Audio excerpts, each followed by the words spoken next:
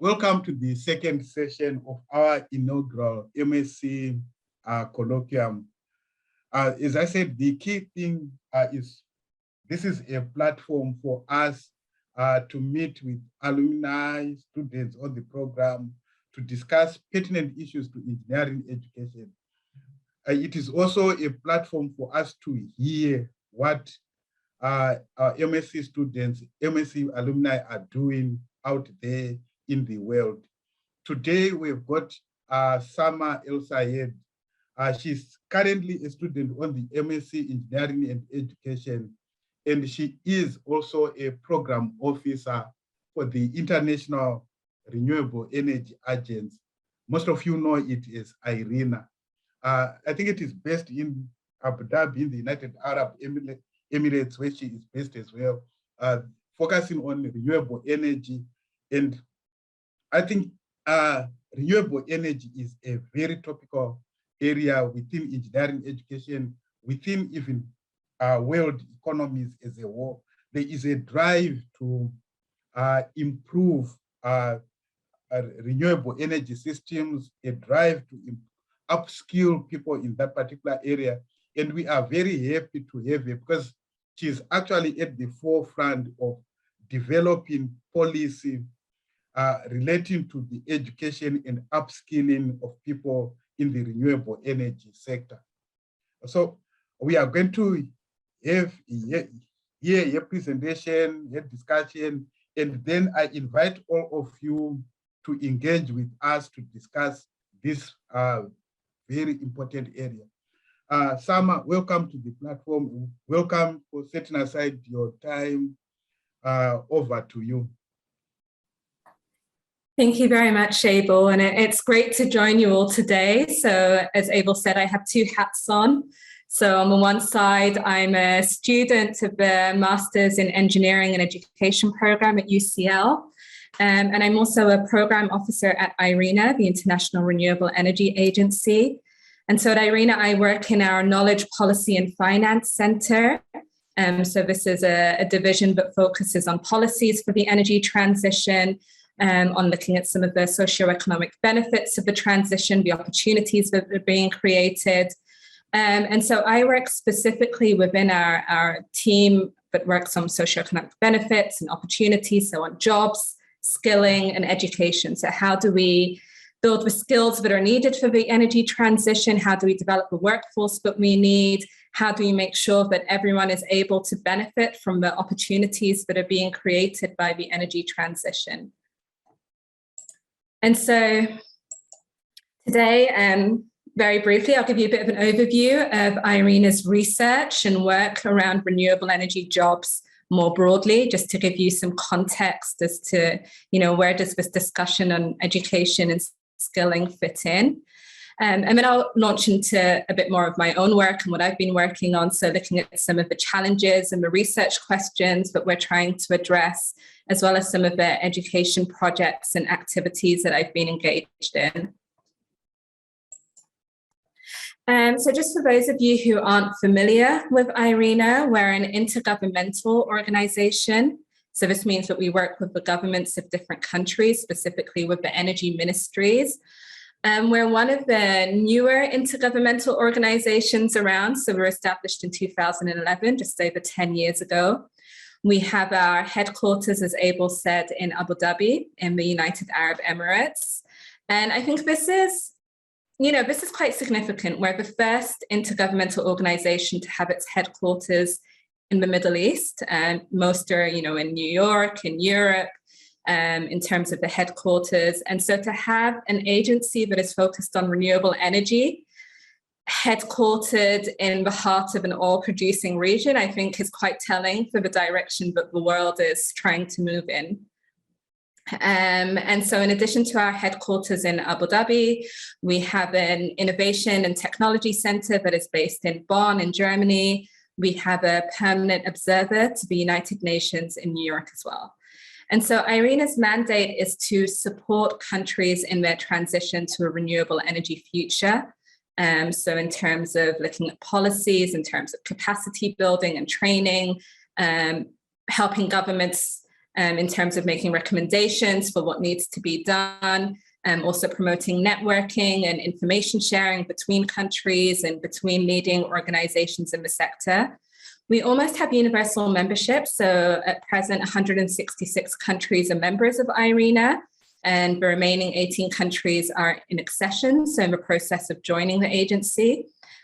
So almost every country in the world is actively engaged, which I think, again, is quite telling as to the direction we're moving in and the priorities as well. So when we talk about education and skilling for the energy transition, what are we talking about? Well, it's really a balancing act. On the one side, we need to build a transition workforce. Countries are setting very ambitious targets for where they see the country moving over the course of the next decades. We know that we're being challenged by issues such as climate change, a lack of energy access in some developing countries, and issues around energy security. And so more and more countries are setting net zero targets. They're trying to shift their economies to become greener. And if we don't have the skilled transition workforce in place, we're not going to be able to achieve any of these targets. So it's not just a question of technology, and I think that's where people tend to focus is on the technology needs, but there's also a human resource component as well. We need the people that can also contribute to the transition. And then on the other hand, it's also about building a knowledgeable society more broadly. So not just the people who will be directly working in the energy sector, but everyone in our society needs to have at least some basic level of knowledge when it comes to energy and climate change. We need people who are making informed decisions, whether it's as voters, as consumers, but even in the workplace, we need informed business managers, even if they're not directly working in energy. How can they still have more sustainable practices within their company, for example? How do we design cities that are greener for the future? So, everyone needs to have some kind of base of knowledge when it comes to greener economies and renewable energy. And so, as I said, the objectives are twofold. It's about this transition workforce and the broader knowledgeable society on the other hand. And so IRENA over the years has been publishing a series of reports that look at the growth of jobs in the renewable energy sector. And so the most recent report found that we have about 12 million people around the world who currently work directly in renewable energy. So these are the direct jobs. And so this is up from about 7.3 million in 2012. When we look at how many jobs could be created in the future, IRENA published a report called the World Energy Transitions Outlook. And so this looks at job creation if we stay on a 1.5 degree pathway, so a pathway that is compliant with the Paris Agreement for climate change. Then a transformed energy sector could create as many as 122 million jobs. So this includes 43 million renewable energy jobs, as well as additional jobs in power grids and energy flexibility, in energy efficiency and heat pumps, in hydrogen, etc. And so this is, this just goes to show how many jobs could be created. And again, I'm talking about direct energy jobs here. And so when we think about the tangential sectors, the contributing sectors along the value chain, there'll be many other jobs that are created as well. And so if we look at the breakdown of current jobs by technology, we see that most of these jobs are in solar PV, solar photovoltaics. So almost 4 million jobs currently are in PV. This is followed by liquid biofuels of about 2.4 million jobs, hydropower with just over 2 million, and then wind energy, solar heating, cooling, solid biomass. And again, all of these numbers are available in the jobs report that I mentioned, which is free to download from the IRENA website. And so the energy transition is going to create many different types of jobs, as I said, all along the value chain. So all the way from the project planning, the procurement of inputs, the manufacture of components, transporting equipment, project installation, grid connection, operations and maintenance, and decommissioning. And so these are the jobs along the value chain, but then there are also many support services and enabling functions as well. So I'm not going to read them all out, but it just goes to show that we need many different types of skill sets for the many different jobs that are going to be created. And we have to start thinking about how we're going to educate and prepare people for these different jobs. And so IRENA actually published a series of reports on leveraging local capacities for renewable energy. So looking at different technologies and looking at the employment along these different points of the value chain, how many person days will be created at work, and what are some of the skills that are needed. And so there's a mix. Some of the jobs, many of the jobs require higher education. On average, about a third of the jobs are in STEM fields, so particularly in science, technology, engineering, and mathematics. There are also jobs in the non-STEM, but still professional fields, such as lawyers, logistics experts, financial analysts, and regulators. But then there are a number of jobs that don't require a university degree, but some kind of vocational training or apprenticeship or on-the-job experience as well. And so it's very important that we think about all of the different pathways for delivering these skills and see, how the skills can be built within the sector. Okay, so that was just a bit of background on, we see that there are a lot of jobs that are going to be created.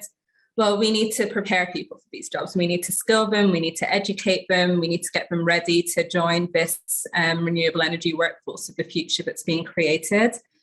And so, one of the things that I work on within IRENA, as I said, I'm within the policy unit. And so we do a lot of work on, what are some of the good practices? What are some of the measures that need to be taken? What can we learn from policies and measures that different countries have enacted, and how can we pass these best practices onto other countries? And so we're still quite, in the early stages of this work. And so there are lots of different research questions that we're currently exploring and trying to dig into. So, I think the first biggest question is, how can we match the skill supply to the emerging demand? As I mentioned earlier, we're seeing more and more examples of zero carbon or net zero targets being set in many countries, and not just countries, but we're also seeing cities set targets. We're seeing individual companies transition to 100% renewable energy. So, there is a huge skill demand, and how can we match the supply to this demand? And I think this is kind of the biggest question that we're grappling with. What type of policies will be needed? What are the specific skills that will be needed? So this is a question that needs to be answered, and I think it's a big question for engineering education as well. I think another question is, how can we promote a transition, an energy transition that is just and exclusive?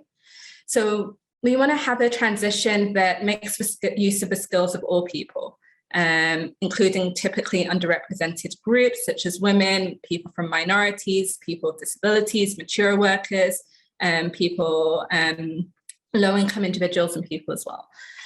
And so I think this is a major issue, and I think every country, we're a global agency, and this question looks different depending on which country we're talking about.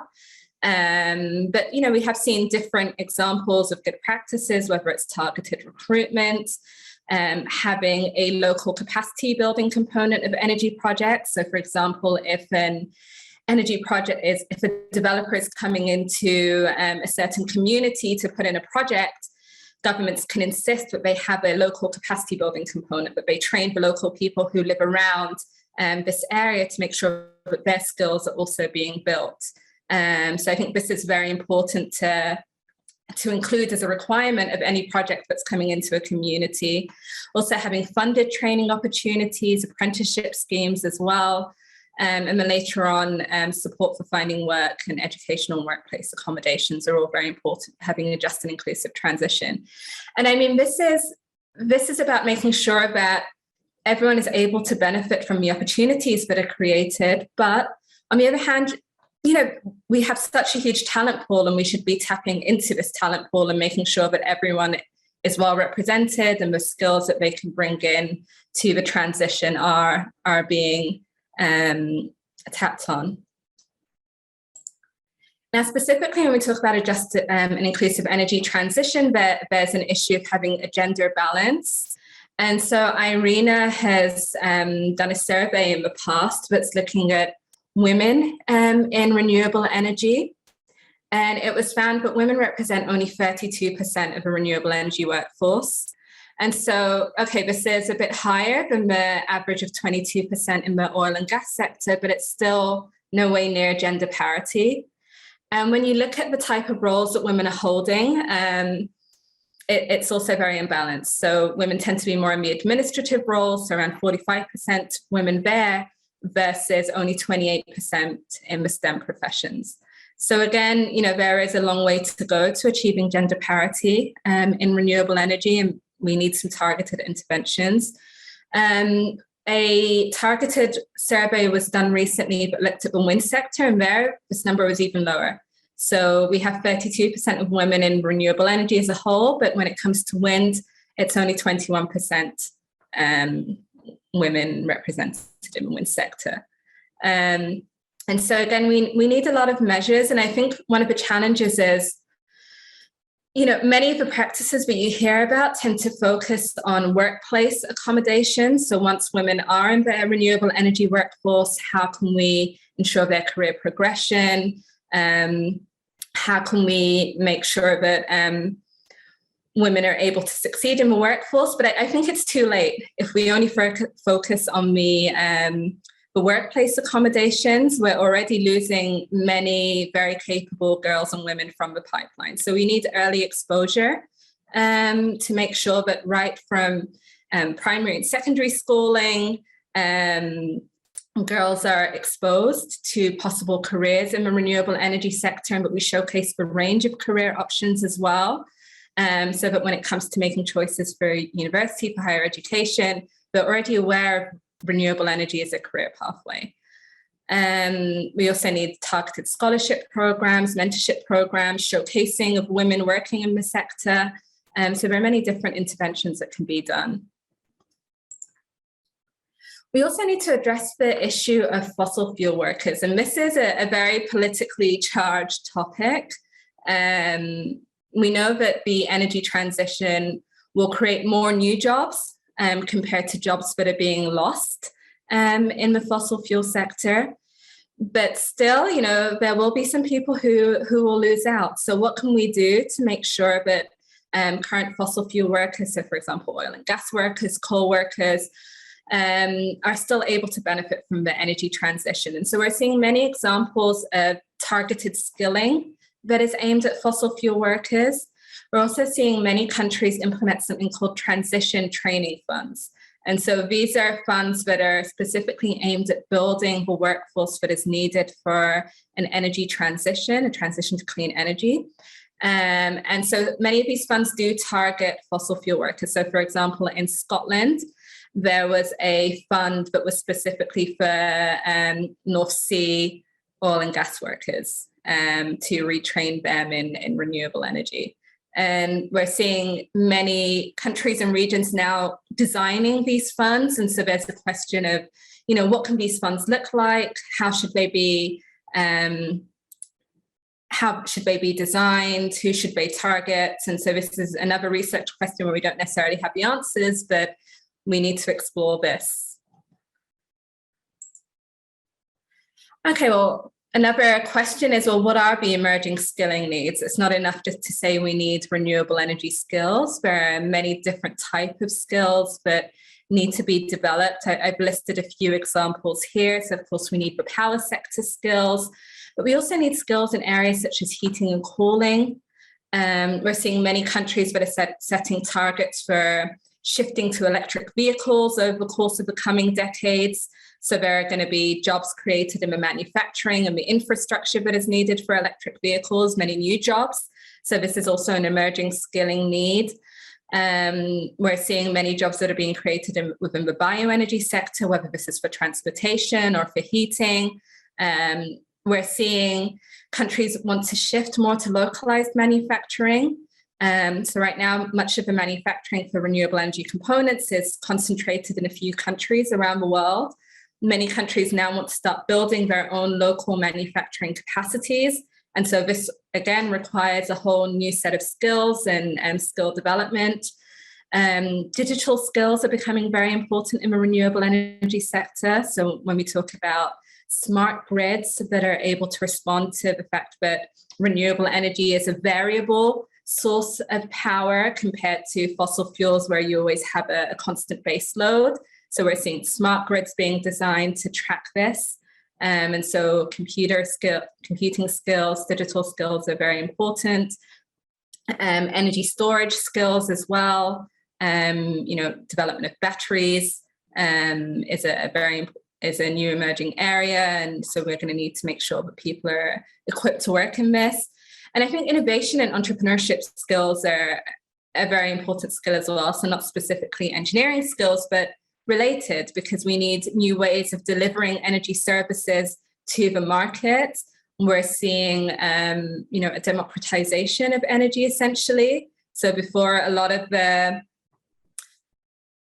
generation was centered from a few large utilities, whereas now you're seeing lots of smaller generators, so decentralized generation of electricity. And so this means that we need new ways of delivering these energy services, new market structures.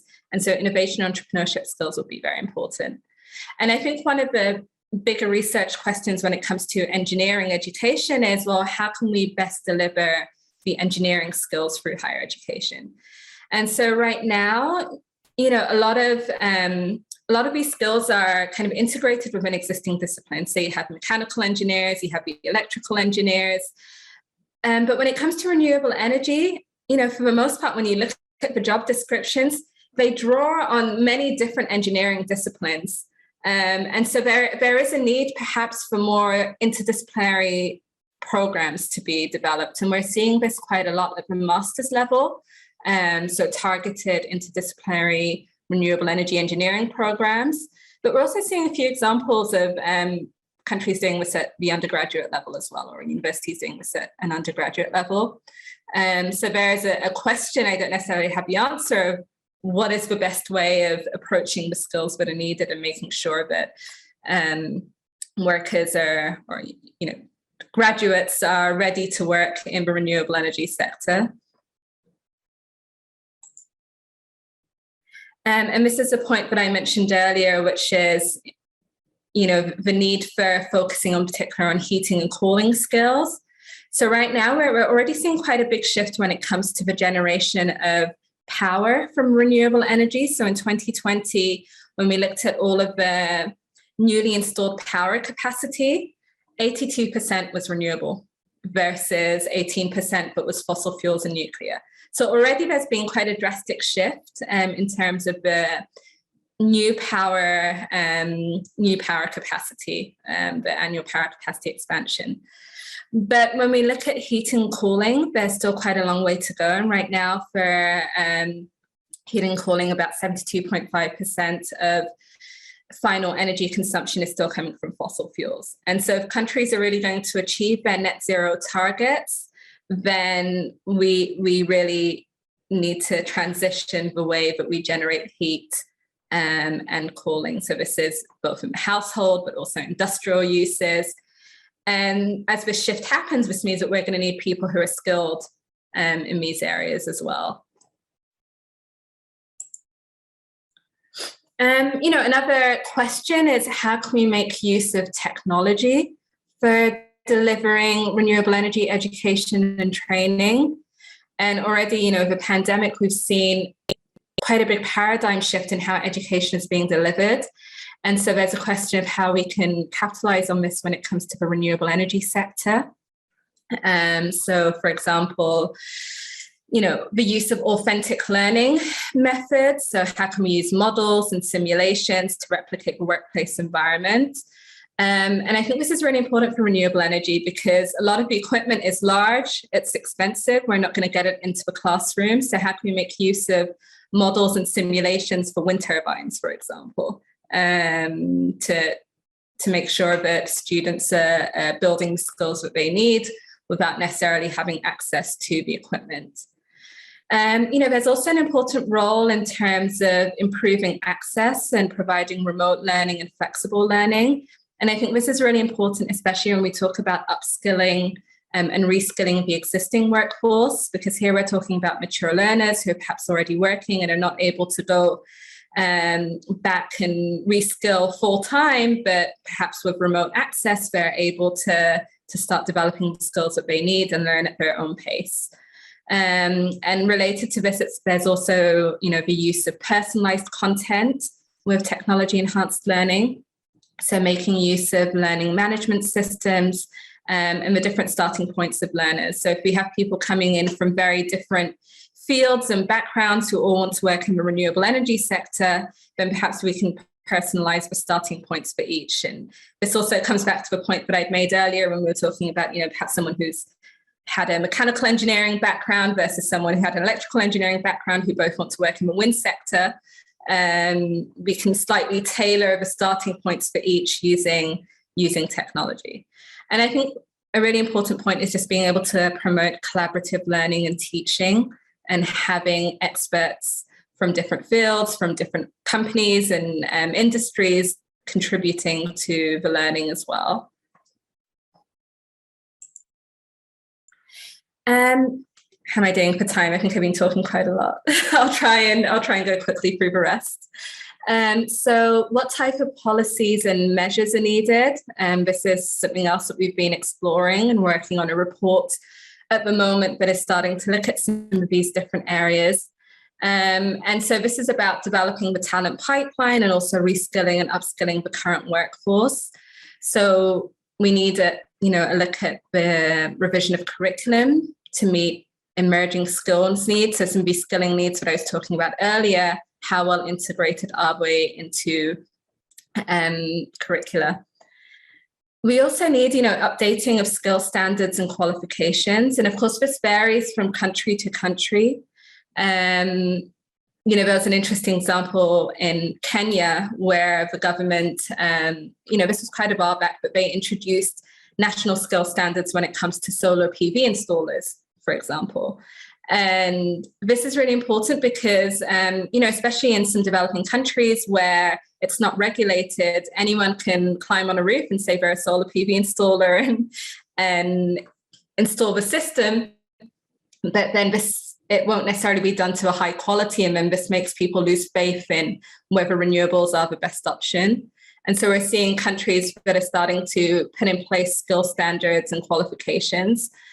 There's also a question of revising perhaps some of the existing skilling standards. So for example, rather than forcing people once they've finished a particular program, for example, electricians, to then go and train in renewable energy, some of these standards could be included in the qualifications right from the beginning. There's also a need for public-private partnerships, so partnerships between governments, education, and industry to make sure that the latest skills that are required by industry and that are required by government policies and targets that they're setting are being integrated and reflected into education provisions. And there are the inclusion measures that I mentioned earlier that are also needed. There's a need for workplace learning as well, and integrating this into programs. There's a need to train educators and make sure that they're also updated on the latest knowledge and skills in the renewable energy sector, just because it is such a rapidly evolving sector and changes are happening all the time. So making sure that educators, that teachers, that trainers are updated on some of the latest standards and knowledge. And then there's also this question around transition training funds that I mentioned earlier, and making sure that these are fit for purpose and are able to deliver the skills that are needed. So now I'm going to talk a little bit about some of the education projects and activities that are happening at IRENA that I've been working on recently. So, the first is, I guess, this broader research area. So some of these questions that I mentioned earlier, and I think I raised a lot of questions because we don't necessarily have the answers yet. And we're looking into different practices and approaches and trying to distill these so that we can be a good source of advice for governments. So this includes contributing to key reports of the agency and making sure that there's always some reference to skilling and education in all of the reports that are being published by IRENA.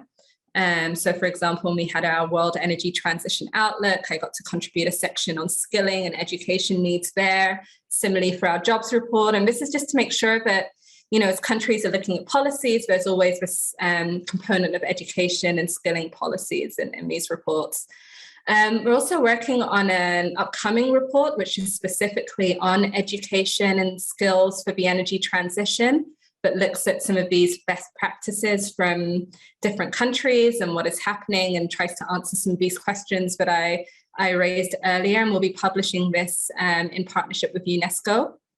And we will also be launching a skills survey soon, so to try and gather information from employers, from industry leaders on, what are some of the skilling needs for the energy transition, and how can education and training institutions best prepare the renewable energy workforce and professionals of the future.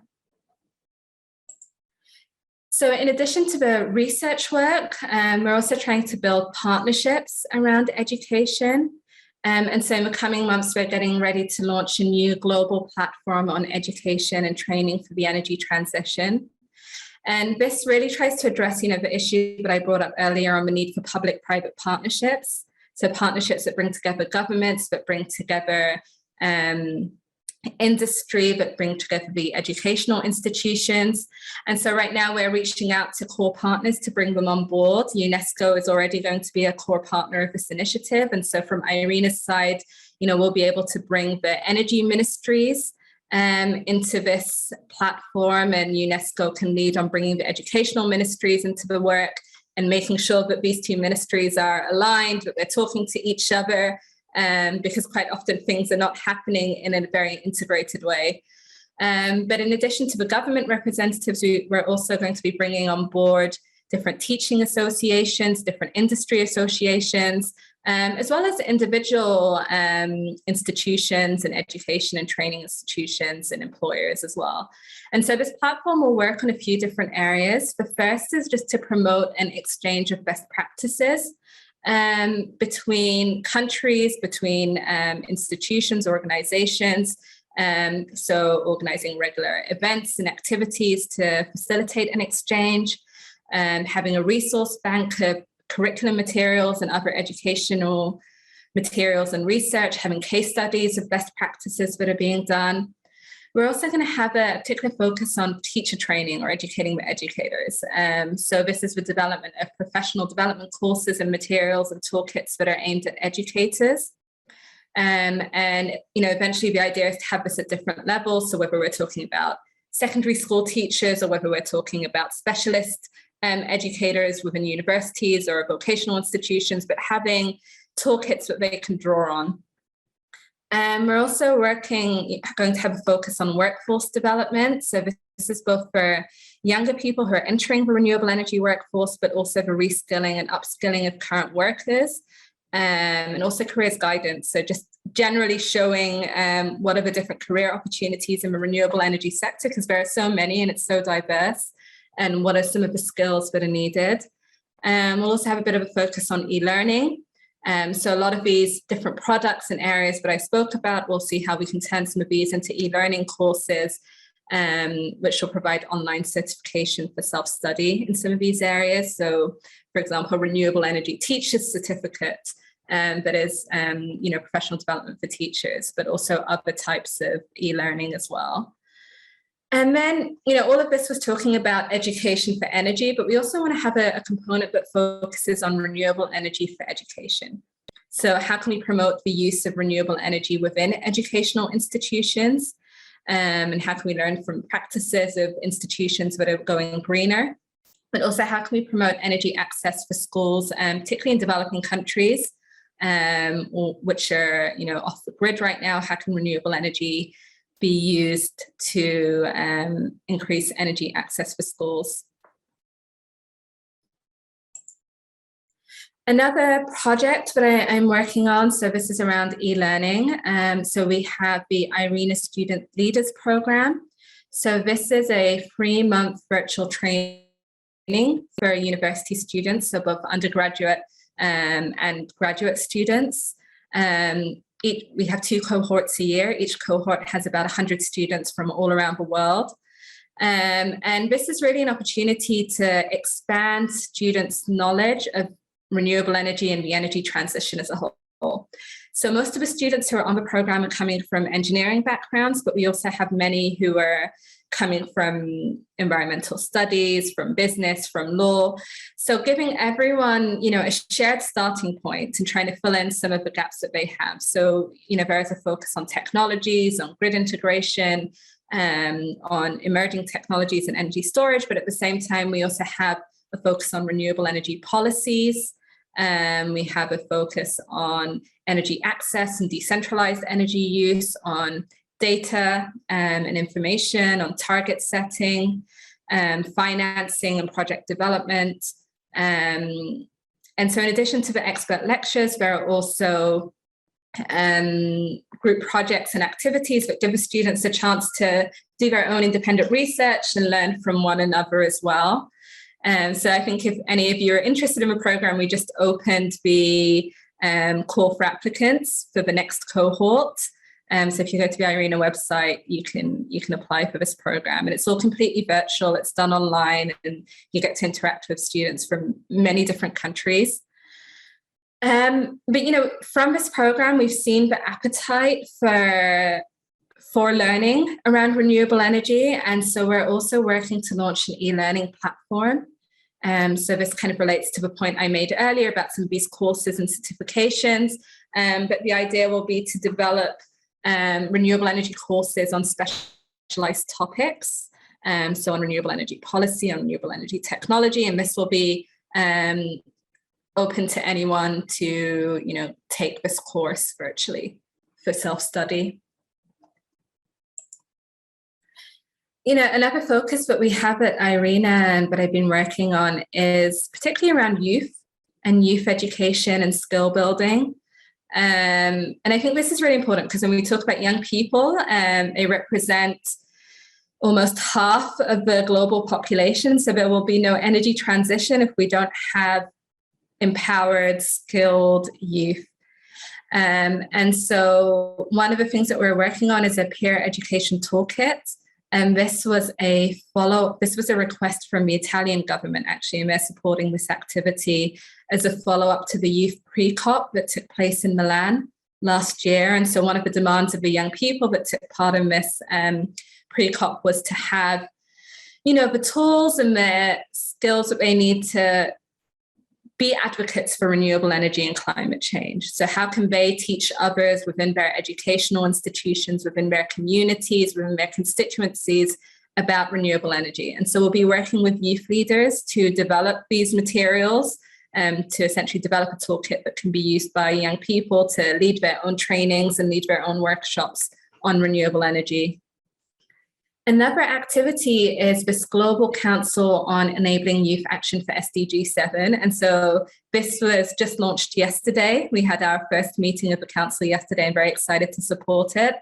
And so this is an intergenerational council that brings together both young leaders from around the world, but also leading practitioners. So from places such as UNICEF, from the World Health Organization, from different private sector companies and institutions as well, as well as from different governments. And so here the idea would be to develop programs, to develop concrete actions that can help young people contribute to the energy transition. And so a lot of this will also focus around capacity building and skill building, particularly of youth around the world.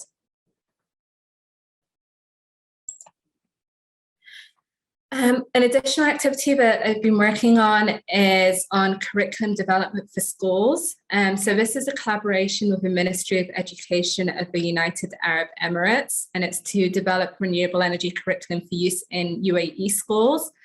And so this will be a curriculum that covers all age groups and subject areas.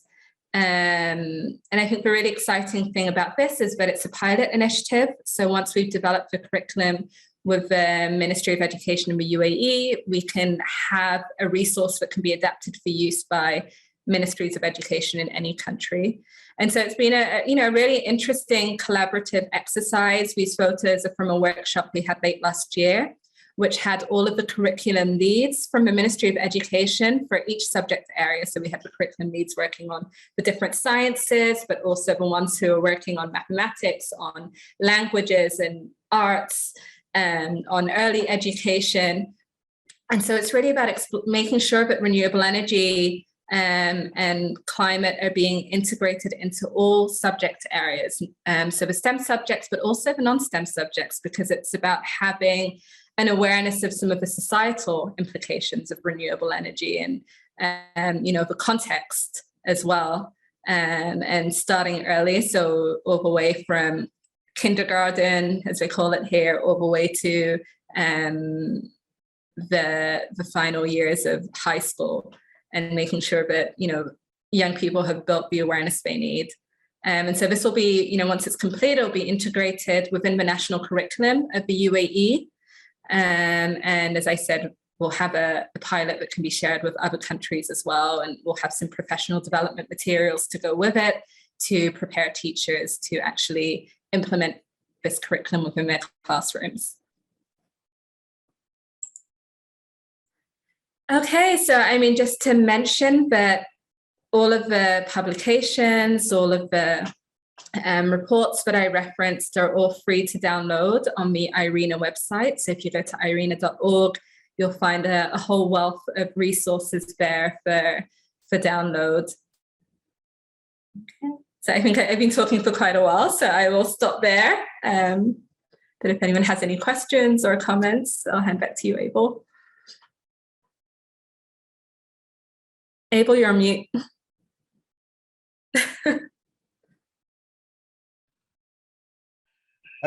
Yeah, thanks. Thanks, Samah, for this very interesting talk. I think for me personally, it is very insightful, because when we talk of renewable energy, most of the time, we think of wind generation, we think of solar, and for us in engineering, the focus is more on implementing the technology, course is running, how do you design solar chargers, how do you install solar chargers, that kind of thing. But I'm actually seeing there's a whole lot of what I can call interdisciplinarity here. Like I'm kind of seeing the collaborations that you are having with governments, with UNESCO, with the universities, the schools, with countries. And I'm thinking, this is a very interdisciplinary workspace, drawing all sorts of people. So what kind of challenges as a professional have you had to overcome, or do you need to overcome to excel in this environment? I think the need to be interdisciplinary is one of the biggest challenges. My undergraduate was in physics and my master's was more engineering, technology focused. And so when I first entered this field, I found that I had to also know about policies. I had to have social science, an understanding of social science as well. I had to learn how to interact with governments and with leaders to form collaboration. So, the technical skills are really important and they're the foundation, but you need many other skill sets as well, and to have a solid awareness of just how all of these different areas relate and how they all contribute to the sector. Jay, you can go ahead. Hi, that was terrific, Samah. Thank you very much indeed. I've got a question more of information than anything else at this stage, so you might want to answer quite shortly. I don't know. I'm slightly puzzled by the fact that there's nothing in your remit that appears to cover food production and food distribution. Seems to me food is very much, should be part of the energy equation. And it seems to me the food industry, one way or another, is extremely problematic in terms of climate change. And maybe other things too, I don't know. But can you enlighten me on that? Is it definite? It's definitely not part of IRENA's remit. And if so, who is working on that? Yeah. So it is. Some of it is a bit buried. So, for example, when I talked about heating and cooling needs, a lot of the heating needs are when we're talking about industries. And the food chain is part of that industry. So when we're talking about large factories, for example, that are producing food and they're using fossil fuels to power those factories, but we could shift to renewable energy. We could use bioenergy. We could use actually some of the waste residues that are produced along the agricultural chain to generate the energy that is needed. So even though I didn't mention it explicitly, it's definitely a very important part. And actually, IRENA has a report recently that looks at the agri-food chain and renewable energy within the agri-food chain as well. So even though I didn't mention it, it's definitely very important. Fine, thank you.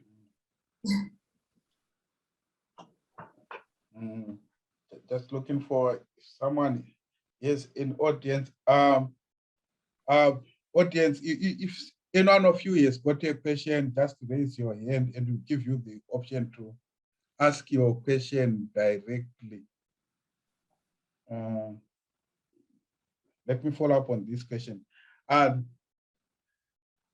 this question is from Jimbo Pang, and she's asking, is there a different approach for the energy conservation for different economies?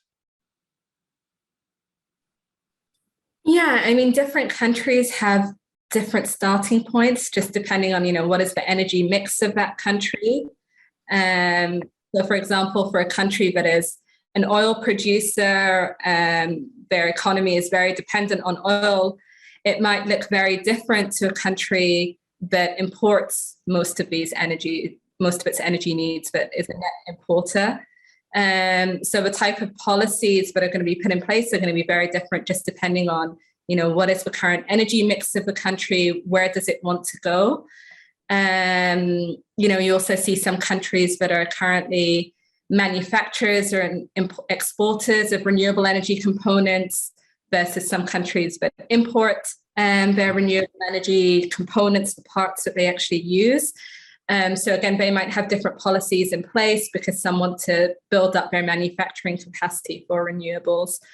So, I mean, I think there's questions around energy access, energy security of a country, energy trade, and all of these influence, the starting point of a country and the approach that they might take as well.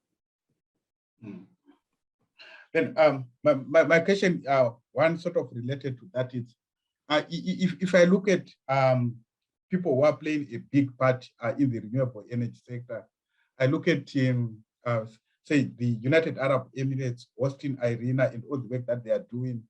I look at the work being carried out by BP and Shell.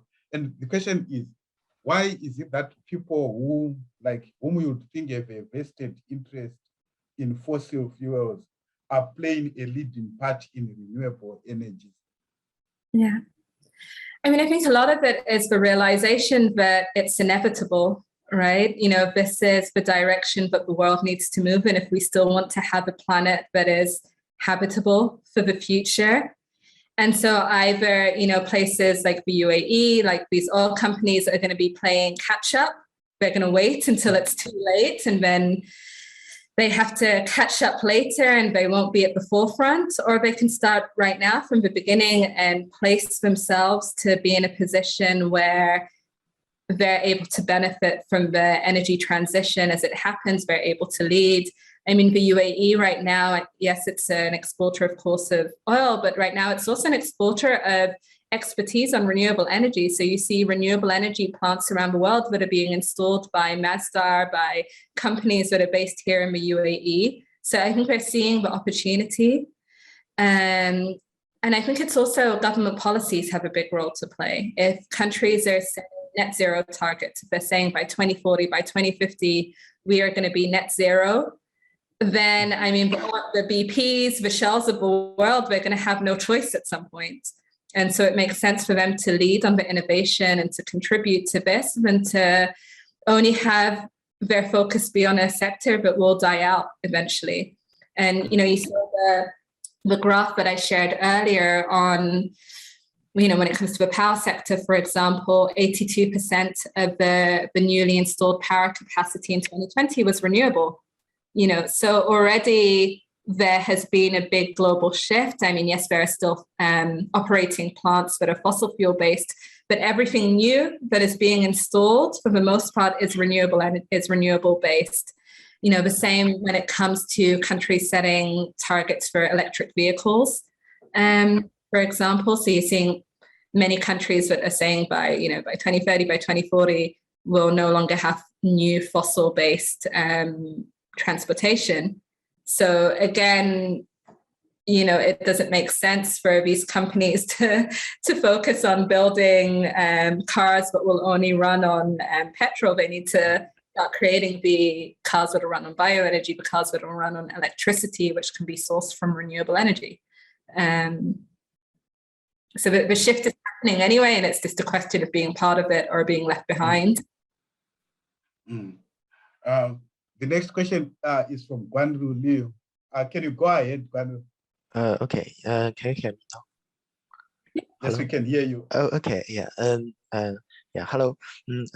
As you mentioned in your presentation, the ability to achieve the energy transition will depend on countries having the necessary human resource capacity, and education training measures are essential to develop a new generation of energy professionals, right?